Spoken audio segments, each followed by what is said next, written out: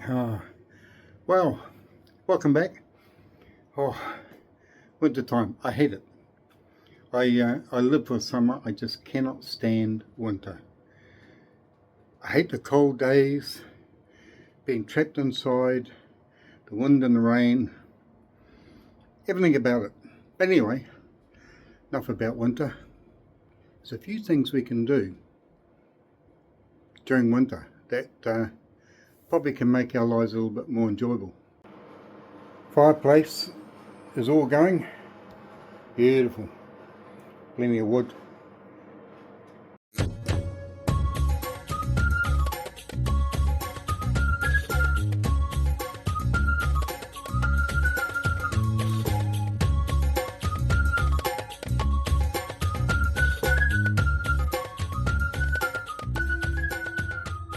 Someone mentioned in the comments, are we going to go away? The answer to that is yes. Right, I've got my little bundle of books. I'll just go and set this up somewhere where it's nice and warm by the fire. Okay, right. Rightio, let's get into these books. And I have to admit, they're just amazing, some of these books, the way they're written. The first one I'm going to share with you is, I think is a great book, is we live in New Zealand. If you ever come to New Zealand, there's this book called Ultimate Road Trips. And it's got everything you could think of.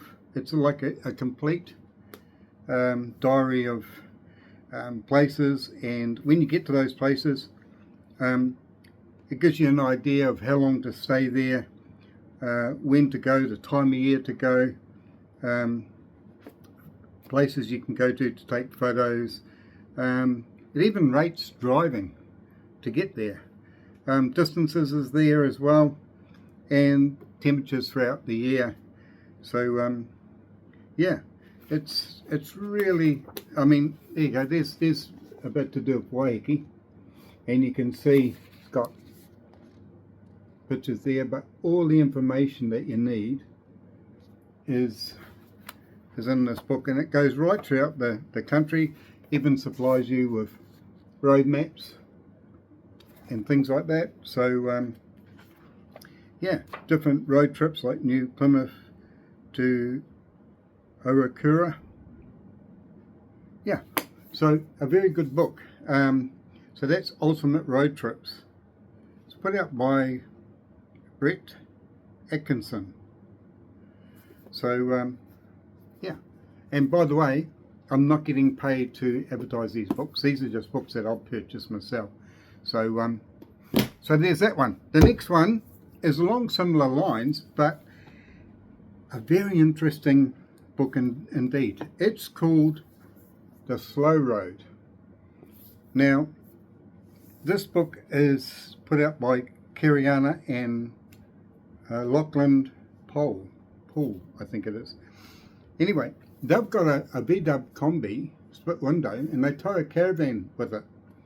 Now, they've been in this setup, and they've got, I think, two children in tow, and they've gone all around Australia. They've done New Zealand. They transport this wherever they go, and they have gone to Japan, Hawaii, and I believe now they're in America, taking this wherever they go. And it's an amazing book. It's another one that's sort of like a diary. It's got everything in it for your travelling. Like, for instance, the must-have apps, and what else? Gives you instructions if you're travelling with young ones, etc. It's got a lot of pictures and that in it. But a very good book. There's some more showing that. Yeah, so I love this book, and it's got, I think it's got recipes and just about everything under the sun. Yeah, it's talks about campgrounds, hidden gems of places, and also Kiriana, I presume I've said that right. She creates lovely meals while she's on the road with these two, her husband and her two children, and you get all the recipes in the book as well, and it shows you her doing the cooking there, and it's brilliant, absolutely brilliant book. There's tips on places, what to explore, and it's all based on their own experiences. It's a beautiful book. Now, this book here, I think I came across it through YouTube. They've got their own YouTube channel called The Slow Road. So if you want to follow that, you'll probably see what they're up to and get an idea about the book. It's well worth having if you are going to go on the road for any length of time. But it doesn't just cover, I don't think it just covers New Zealand, I think it covers exploring Australia, New Zealand and other places. You know, it's just a magnificent book. It's over 318 pages and it's wonderful, absolutely wonderful. I haven't read it all, but yeah, I found it enjoyable. Now, the next book that I'm going to share with you is a book that I consider one of the most well-written books that I've ever come across to do with travelling, and especially in New Zealand. It's a book that is entertaining, and it's an honest book. It talks about things like, for instance, organisations that we have in New Zealand to do with camping, the pros and cons. And what it is, it's written by Jackie Norman, and it's called My Van, My Castle. Now, this book here, Jackie writes, when a 40-something workaholic freelance writer, Jackie Norman, realised that she was never going to pay off her mortgage, she knew that something had to be done. So she did what she and thousands of others have always dreamed of doing. She bit the bullet, sold up, bought a camper van and took to the road. Now, this book will make you laugh. There's some stories in it. It talks about people they meet on the road, the places they go to, and honestly, but the way it's written, it's like you can almost see the person saying it. It's very, very good. It's what is it? It's over 246 pages, and here's Jackie in her van. So there's her and her partner, who a Welshman called Gareth, and something happened to them in this book. So I suggest you, if you can, get a hold of this book, see what actually happens. It's a lovely story, and I reckon Jackie's done a wonderful job presenting this book, and everyone in the camping who's got a van would relate to what's mentioned in this book. So yeah, there you go. So now something a little bit different, something that for those who tow caravans, etc. Now, I did hear a conversation once where a question was put to someone towing a caravan, and that is, what do you do when you're towing a caravan and it starts to sway? Now, the options are probably to accelerate, keep your speed as it is, or brake. Probably none of those answers are correct. From what I understand, now this next book here, called Why Caravans Roll Over and How to Prevent It, is a very practical guide on everything to do with towing a caravan. Now, when it comes to your caravan starting to sway and all that sort of thing, the best thing to do is do not accelerate. You're only going to make it worse. Do not jump on the brake. You're only going to make it worse.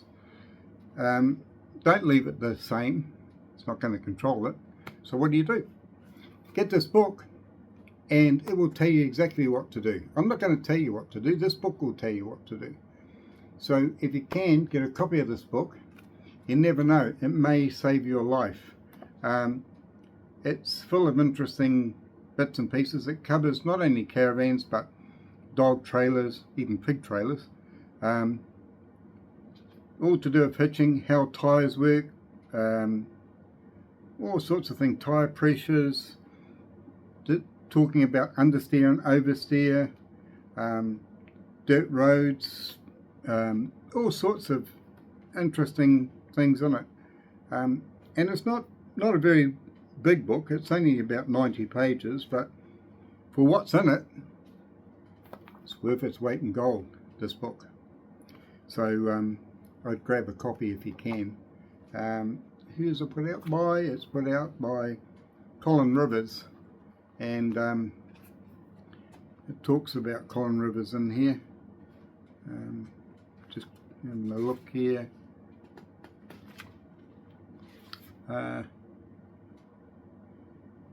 Yeah, okay. I can't find it, but get the book. It's well worth looking at because it's only a small publication, but as I say, it's worth its weight in gold. It even has diagrams, pictures and diagrams to show you about different things with disc brakes and so on, and how caravans react. So anyway, that's the last one I'm going to show you today. Now, earlier on, I also mentioned about the fact that I took up a challenge of whether or not I could assemble a Bay T2 combi and start it from start to finish, and whether I could do it in about 2 or 3 weeks. Well, the result of that is, yes, I can. And the reason why I could do it was I did it this way. Have a look at these pictures. Yeah, you've been had. Anyway, catch you later on. Oh, before I go, just one other thing. Someone mentioned in the comments, are we going to go away? The answer to that is yes. Short answer is yes. Because I've been doing a lot of work in the combi, but there hasn't been any trips of late. I think the last one I did was to Miranda with a group of fellas that had vans, and it was a great time, but I don't think I've been out since. So with that in mind, yes, trips are coming up very, very shortly, probably in the next, if it's not the next video, it'll be in the one after that. So stick around and you'll see what to. Now we're going to be, when I say we're going to do a trip, we're going to do something very different. So yeah, see what it involves. See you then. I'm going to watch something on TV. See you later. Bye.